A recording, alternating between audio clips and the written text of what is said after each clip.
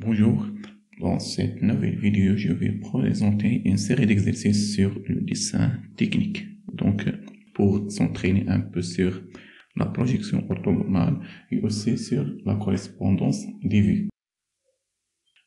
Pour commencer, essayez de télécharger le fichier PDF que j'ai partagé avec vous sur la description de la vidéo. Et par la suite, essayez de répondre à ces exercices avant de consulter la correction. On commence tout d'abord par le premier exercice. Dans cet exercice, il vous est demandé de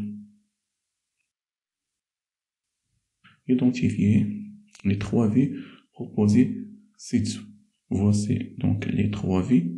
Vous êtes demandé de donner le nom de chaque vue. Donc, on commence toujours par la vue comme la vue de face. Cette vue devient la vue de droite et l'autre vue devient la vue de dessus. Donc, toujours, on commence par la vue de face. À partir de cette vue, on définit les autres vues. Par la suite, vous êtes demandé de repasser sur toutes les vues avec la couleur convenable, les arêtes et les faces repérées sur la perspective. Donc, la perspective dans le fichier PDF est une image colorée, mais dans la vidéo, c'est une animation 3D de la pièce. Afin de faciliter votre tâche, on commence tout d'abord par la vue de droite et en essayant d'identifier la face verte dans cette vue.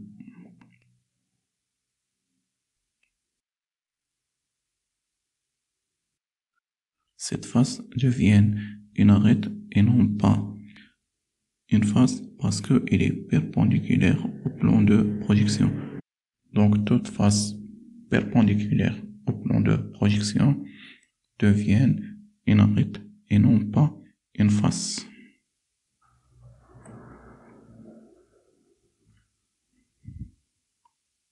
Pour la face bleue, c'est la même chose. C'est une face perpendiculaire au plan de projection, alors ils deviennent une arête verticale, celui-ci.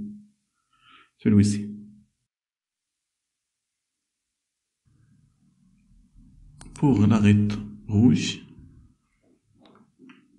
reste avec la même forme, une arête horizontale qui est repérée ici.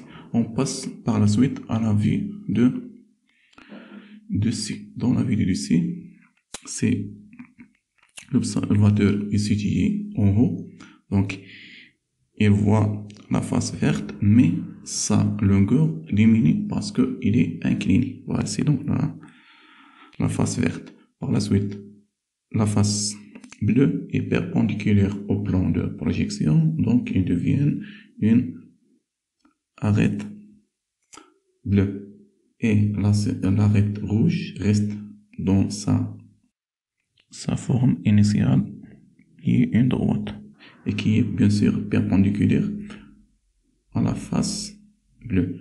Dans la vue de face, la face verte n'est pas perpendiculaire au plan de projection, mais elle est inclinée. Là, sa longueur diminue, c'est celui-ci. Donc c'est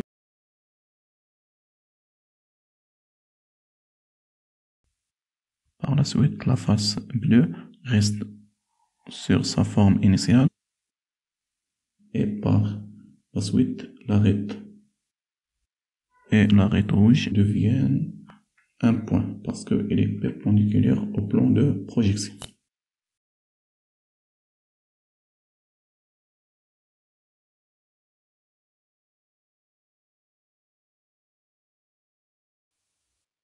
On passe au deuxième exercice.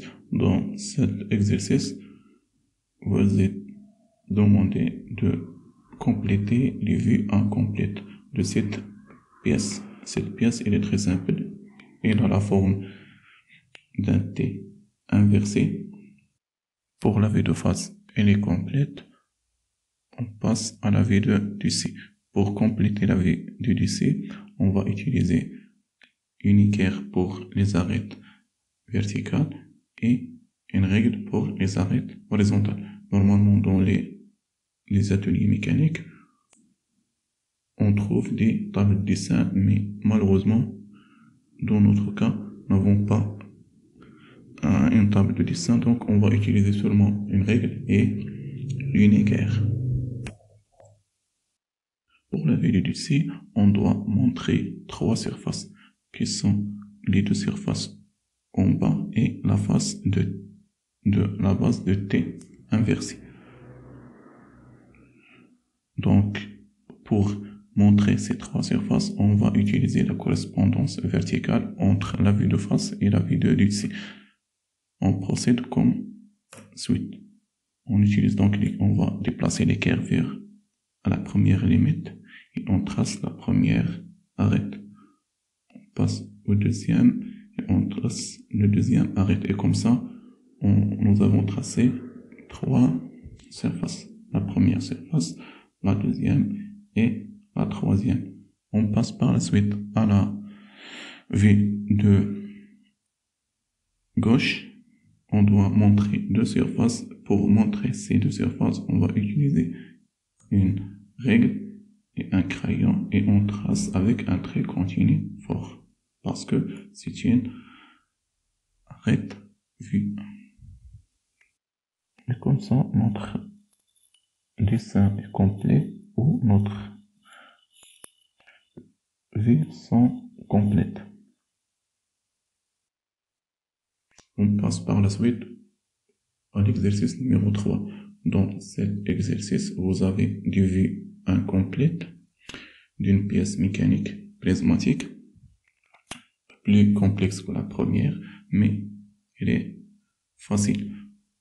De la même manière, on doit compléter les vues incomplètes. Comme vous remarquez que la vue de face est complète, il ne reste que la vue de...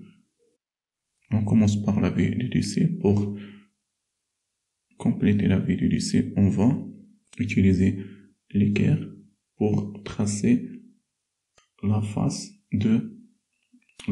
qui est à l'intérieur de la pièce, qui est la face de la rainure. Donc cette face est invisible ou cachée.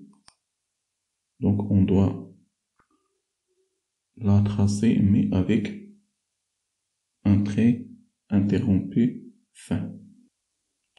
Et de la même manière, on trace les autres surfaces puisqu'ils sont cachés.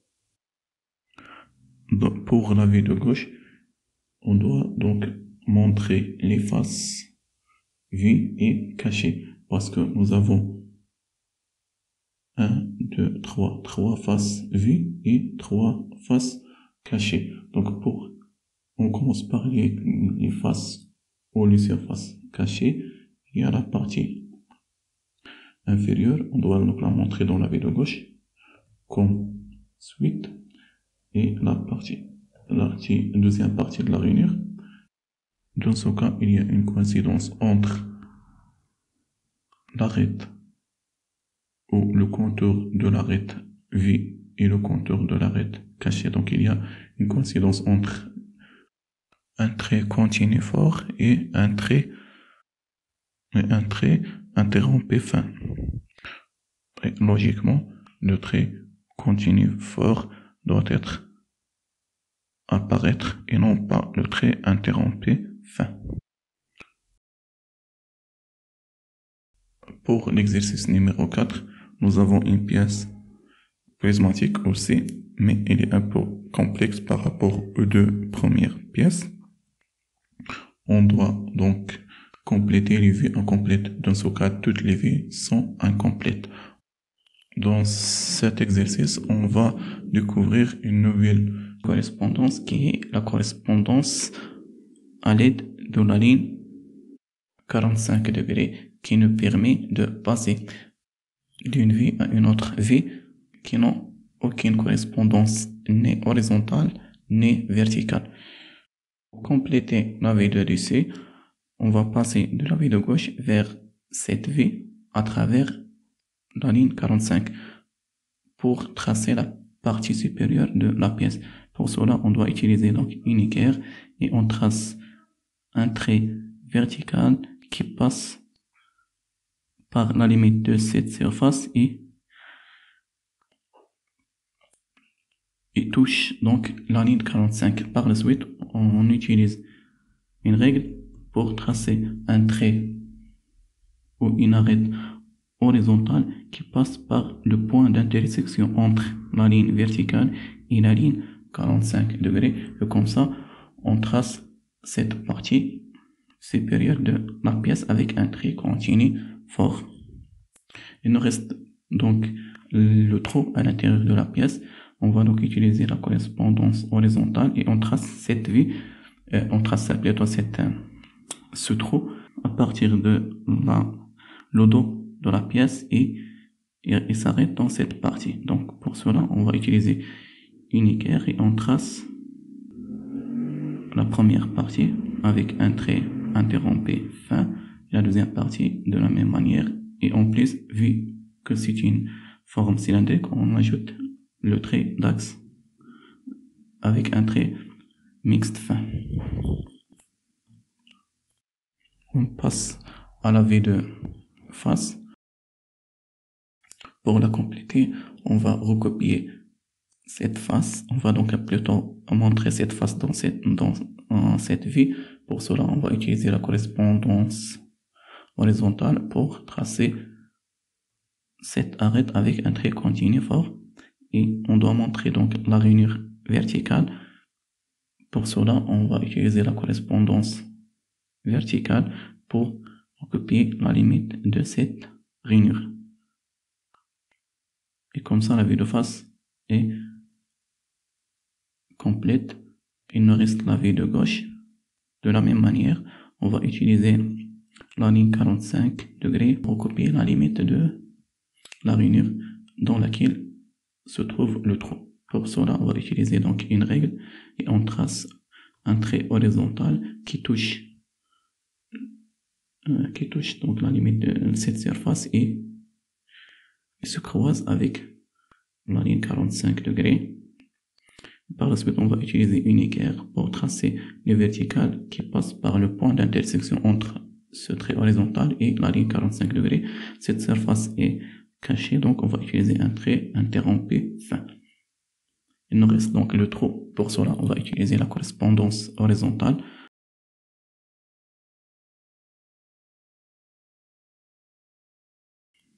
Il nous reste dans cette vue, cette partie supérieure qui a une forme un peu spéciale. Et on doit donc la montrer dans la vue de gauche de la même manière avec une règle et tracer un trait continu fort.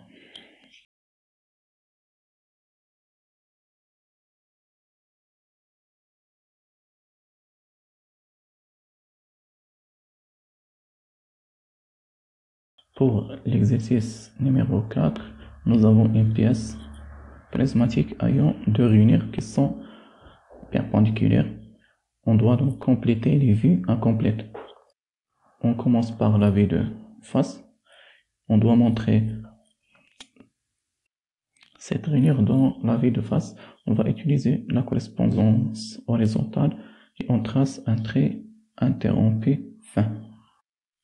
On va utiliser la correspondance verticale pour tracer deux arêtes continues forts mais sans limite, et on va donc définir ces limites par la suite à l'aide de la ligne 45 degrés. De la manière suivante, on trace donc la première partie de la plus grande rainure à l'aide d'une équerre. On trace donc une arête verticale. À partir de cette arête, je trace un trait horizontal qui passe par le point d'intersection entre ces deux lignes.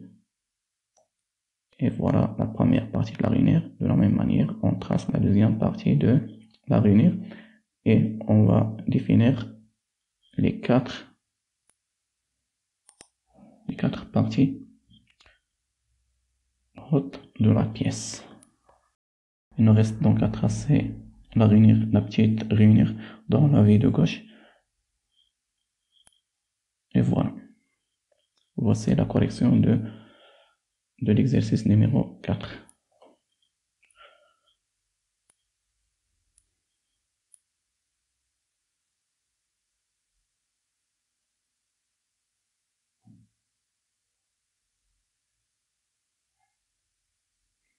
Pour l'exercice numéro 5, nous avons une pièce EC prismatique et on doit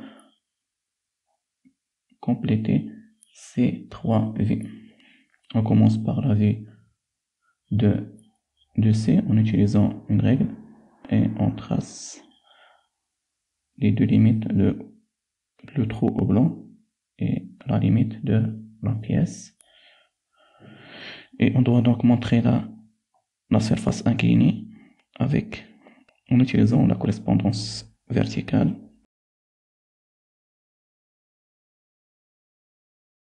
On passe à la vue de gauche en utilisant la correspondance à l'aide de la ligne 45 degrés et on trace la rainure, plutôt le trou oblong sur cette vue.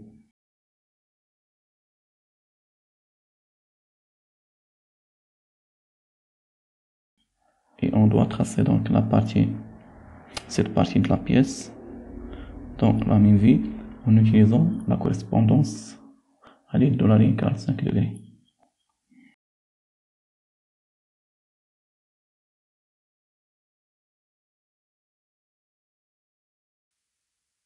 Pour la vue de face, on doit montrer le trou oblong avec la correspondance verticale et aussi cette partie où il y a un enlèvement de matière.